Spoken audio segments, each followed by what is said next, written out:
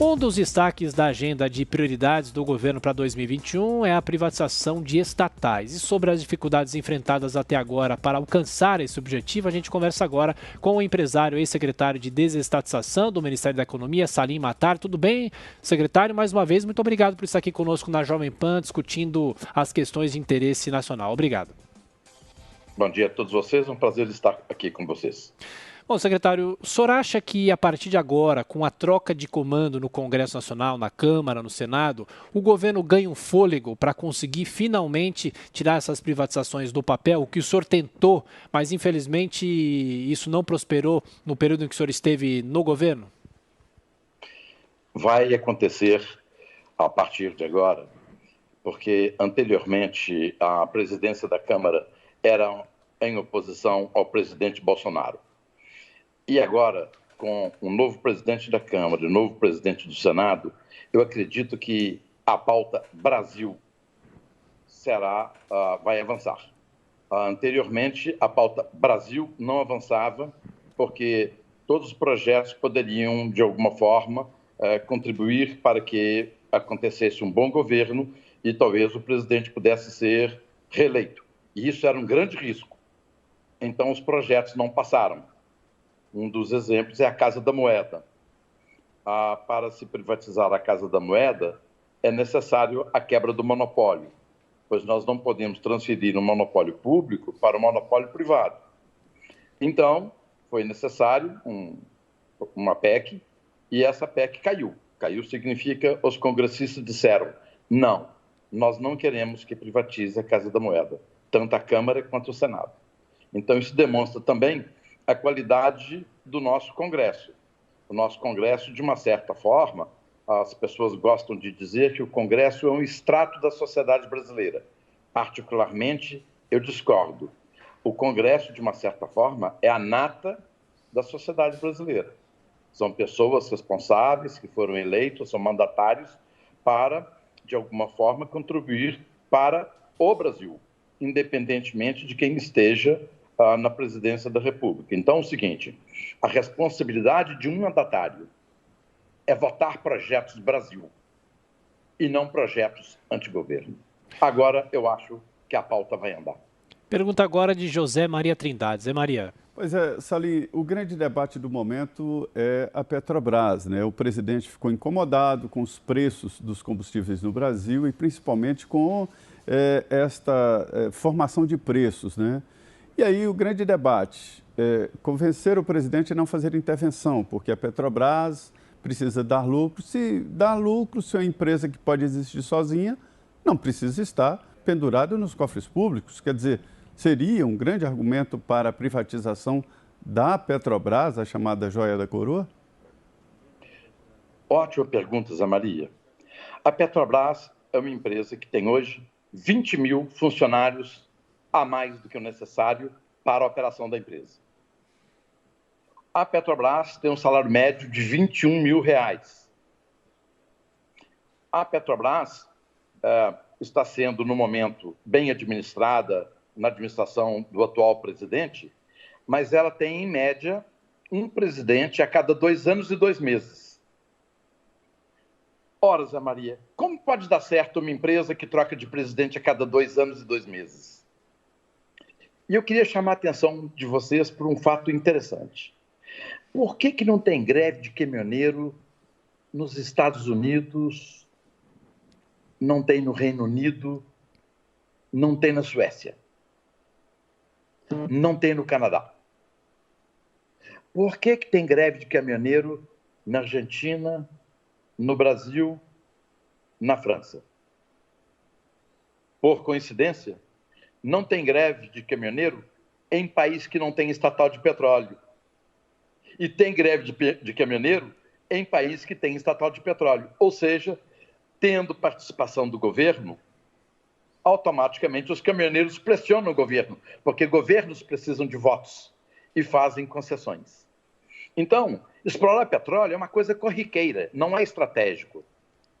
Estratégico para o país, Zé Maria, é não ter 11 milhões de analfabetos. Estratégico para o país é ter infraestrutura e saneamento para a nossa população. estratégico para o país é ter segurança, saúde e uma boa assistência médica para o cidadão. Ter estatal não é estratégico, mas o establishment brasileiro se opõe à privatização. Isso é um fato já de muitos anos. Quais pontos principais o senhor destacaria da importância das privatizações para o nosso país, para quem nos acompanha? Por exemplo, pegando o caso da Eletrobras, as principais dificuldades que a Eletrobras tem como estatal e os seus clientes, e também quais as vantagens principais que já apareceriam logo se privatizada? Obrigado, Adriana. A Eletrobras é um caso espetacular, porque no dia 6 de novembro do ano passado, fizeram 2 anos que o PL de privatização da Eletrobras está no Congresso. Ou seja, os nossos congressistas têm faltado em alguns momentos a sensatez. Aquela sensatez, aquela responsabilidade, aquela demonstração de patriotismo que os congressistas deram na aprovação da reforma da Previdência, não estão dando na privatização da Eletrobras. A Eletrobras é um caso meio icônico. Vamos lembrar o seguinte: de acordo com a legislação brasileira, as bancadas do Norte e Nordeste têm a supremacia no Congresso. As bancadas do Norte e Nordeste são mais fisiológicas.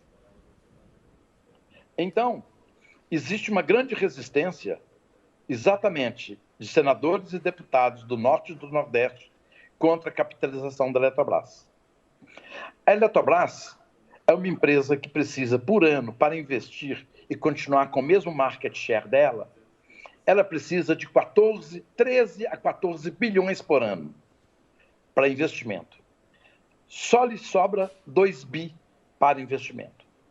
Então, o governo não tem dinheiro. Nosso governo está quebrado.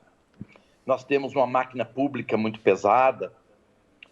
O funcionalismo público custa 13% do PIB no Brasil, enquanto no Reino Unido, 9,5%, nos Estados Unidos, 10%. Então, nós temos um funcionalismo muito, muito oneroso. É um Estado gigantesco, um Estado pesado.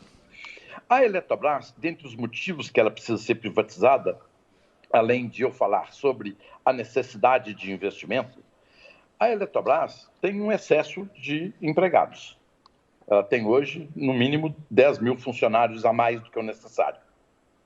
Segundo, a Petrobras possui um auxílio para os filhos dos funcionários até 17 anos e 9 meses de auxílio educação. No mundo privado, isso não existe. E mais, a gratificação de férias, que no mundo privado é de 33%, na Eletrobras é de 75%. O que nós estamos enxergando? Uma transferência de renda da população brasileira, do cidadão pagador de impostos, para aqueles que trabalham nas estatais. Isso é transferência de renda. Salim Matar, agora a pergunta de Joel Pinheiro da Fonseca. Joel. Salim, bom dia. Eu, como liberal, acompanho há vários anos todos os apoios e iniciativas que o senhor aí dá, muitas vezes ao movimento liberal e a iniciativas liberais, e queria perguntar justamente sobre esses entraves que o senhor mencionou à pauta liberal e de privatizações no Congresso brasileiro. O senhor acabou de dizer que as bancadas do Norte e Nordeste são mais fisiológicas do que a de outras regiões brasileiras. Por que será que isso acontece? Por que será que há tanta resistência assim? Ótima pergunta, Joel, obrigado. O Sul-Sudeste são regiões mais desenvolvidas, onde o coronelismo político não tem raízes tão profundas como no Norte e Nordeste. E esse coronelismo político, que são gerações de pessoas das mesmas famílias que continuam na política, isso não é de ter uma geração de uma família na política, não é de todo mal. Isso existe nos Estados Unidos e na Inglaterra. Mas é muito mal se essas pessoas defendem ideias do atraso. Então, no Brasil, foi muito comum o tomar lá da cá desde o governo Sarney. Joel, por 35 anos, esse país tem sido governado por uma ideologia social-democrata que agiganta o Estado. Esses sociais-democratas que há 35 anos estão no governo acostumaram, de alguma forma, se transformou praticamente num jeito de ser da democracia jabuticaba brasileira. As estatais são divididas. Então, há um certo toma lá da cá em que o executivo transfere ministérios e a maioria de estatais e cargos em estatais para obter apoio político. Pode ser isso do jogo político. De uma democracia jabuticaba, sim. De um país sério, não.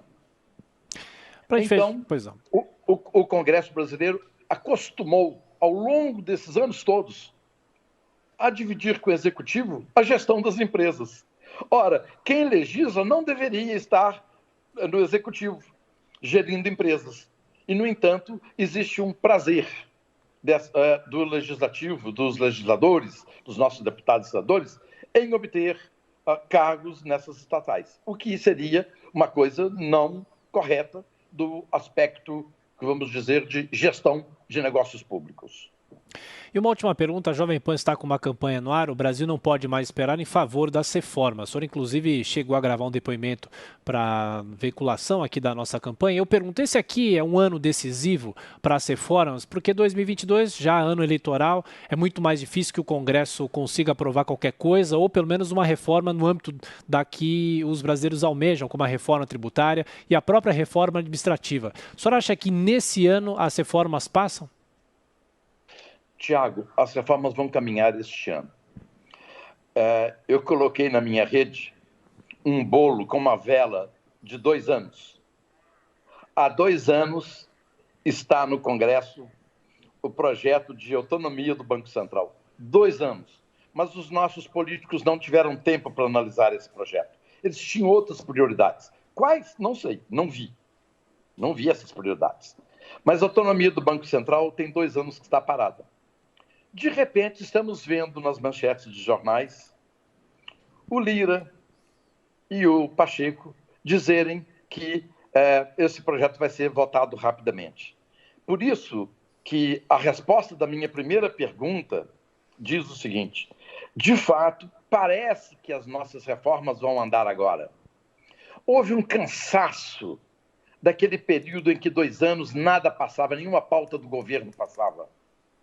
Pautas do governo pode ter pauta boa e ruim, mas eu não acredito que todas sejam ruins.